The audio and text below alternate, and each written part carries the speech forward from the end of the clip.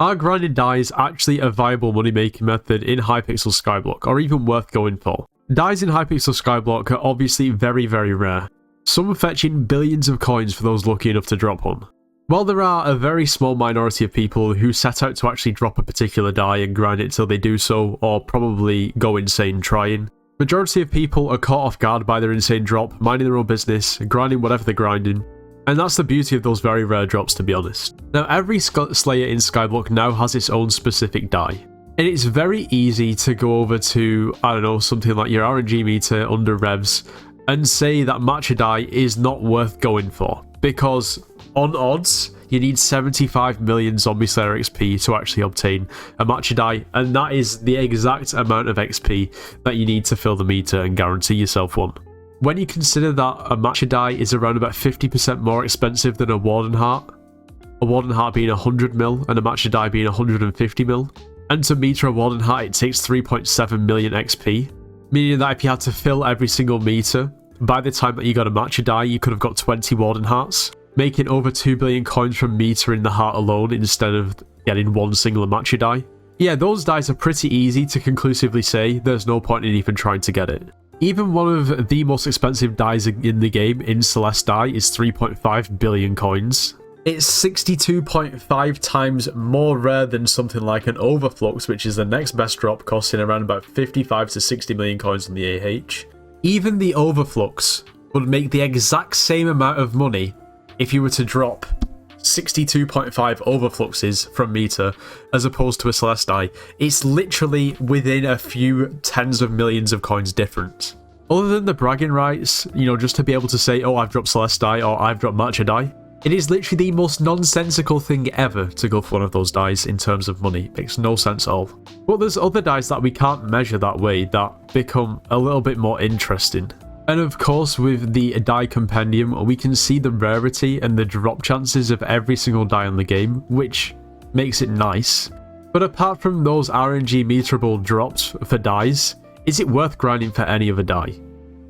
How much money can they realistically make you when you eventually do drop the dye? And would it actually be worth for any sane-minded person to go for one of them? Well, let's find out. But just before we do, if you are planning on purchasing anything from the Hypixel store, make sure to use code NITROS. It gets yourself 5% off. You should join the Discord server, it's linked in the description of this video. We offer slayers and dungeon carries, so if you need carries or want to carry and make some coins, make sure to join. Also, if you're not already, you should subscribe to the channel. Now, every single week, there's 3 dyes that are chosen at random to have an increased drop rate. So let's see realistically how long it would take you to get one of these Jade dyes if you were on odds with the increased drop rate. You know, at the moment, it's 2 times as common as it usually is. 1 in 250k. Which is still kind of insane.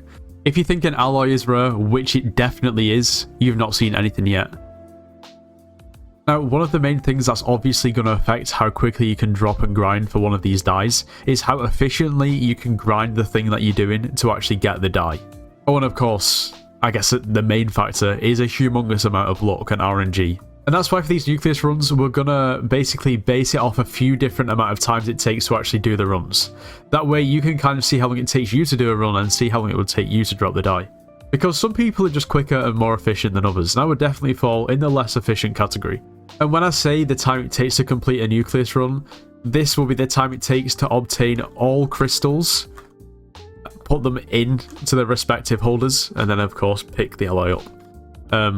So that would also include grinding for the tools yourself in the moment, and so on. So let's assume you can complete one singular nucleus run in 2 minutes, which I think is pretty damn quick to get everything done. With a route setup, I think that's more than possible. Some people could probably do it even quicker, but that's realistic. That is the equivalent of 500,000 minutes, which equates to around about just less than 139 hours.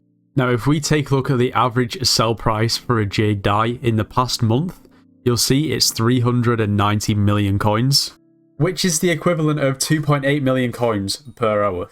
Now, you have to consider that by the time you've gone ahead and got this dye, the likelihood is, well, the likelihood is, you will have dropped an alloy. Probably have dropped multiple.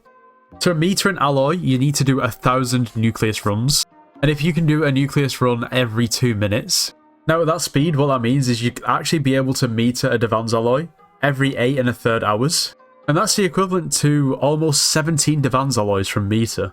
You've also got to remember that at the moment, this die has double drop chances. So usually, it's twice as difficult to get it, which would equate closer to what? 280 hours to meter it. Or not meter it, but be on odds. But let's say you're a little bit slower. Let's say it takes you 4 minutes to do each run.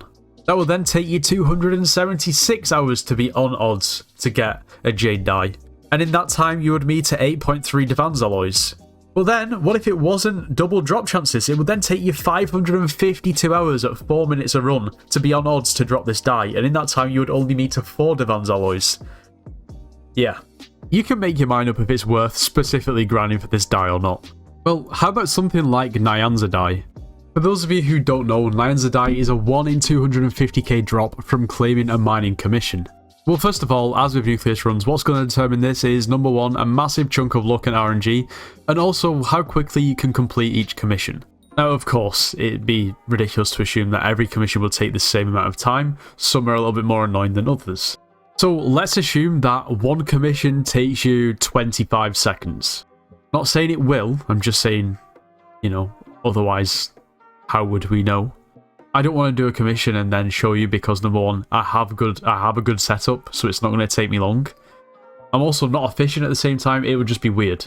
But I think 25 seconds is a fair period of time. You've obviously got to factor in, you know, the amount of time that you've got to go to your Royal Pigeon and then claim the commission itself. So at 25 seconds per commission, that means that we can do 2.4 commissions per minute, which equates to 144 commissions per hour. If we then take our 1 in 250k odds, so if we divide our 250k by 144, that comes out to 1,736 hours to be on odds to drop this die. 1,736 hours of non-stop doing commissions. Now, I don't usually bust out the playtime because it's just horrific. It's a long time, almost 4k hours. Now, I only have 128 hours in the Crystal Hollows and 122 hours in the Dwarven Mines, which means that if I did commissions non-stop for my entire playtime in the Crystal Hollows and Dwarven Mines, I would have only actually had a 7.2% chance of dropping this die if I did commissions non-stop for every single second of my playtime in these mining islands, which is insane. Oh, and you want to hear the crazy thing? This die costs 50 million coins. This would equate to a crazy 28.8 thousand coins per hour. Wow. Guys, I don't think we should be grinding for Nyanza die. I don't know why, I just have a sneaky suspicion. I mean, if you want to do it for money, I mean, it's not the greatest investment of time. In fact, it's potentially one of the worst investments of time I could possibly think of in Skyblock. Now, I just want to say the reason why grinding these commissions is probably the worst investment of time is because you're not really going to be making money at the same time as grinding for the die. That's the bottom line. If you were grinding for Jade die, at least you would probably drop a ton of alloys on the way, depending on how long it actually takes you to get the die. Of course, it's not guaranteed that everyone's going to be on odds without an RNG meter. Grinding Slayers just for the die is also not the worst idea ever, because you're also going to make a ton of money from doing the Slayers. Unless you're doing T5 Tarantula Slayer. You'll probably find out soon. Or maybe you'll already know why, I'm not sure.